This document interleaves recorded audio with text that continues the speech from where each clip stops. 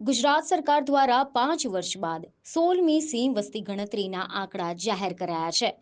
આંકડાઓ મુજબ રાજ્યમાં એશિયાટિક સિંહોની વસ્તી 891 સુધી પહોંચી ગઈ છે।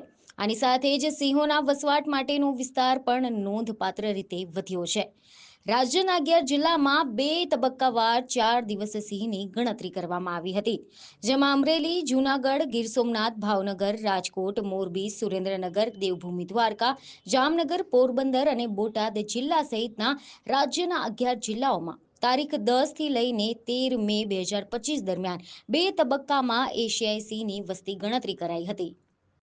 ભારતની 4 એવા સિંહ એટલે કે શેરની વસ્તી અંદાજના આંકડાનો આજે જાહેર કરવાનો પ્રસંગ છે।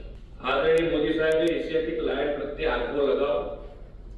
તેમણે આત્મનિર્ભર ભારત માટે ઇન્ડિજિનિયસ મેન્યુફેક્ચરિંગ ઇકોસિસ્ટમ વિકસાવતા મેક ઇન ઇન્ડિયાનો લોગો પણ આ એશિયાટિક લાયનનો જ રાખ્યો છે। Make in India make for the world માટે આ અભિયાન એક લાયન સ્ટેપ બન્યું છે। સિંહ સંવર્ધનના અનેક સફળ પ્રયાસો વડાપ્રધાનશ્રીના દિશા દર્શનમાં થયા છે। ગીરના સિંહો એશિયાની અલભ્ય વન્ય પ્રાણી સૃષ્ટિ અને જૈવિક સંસ્કૃતિ છે।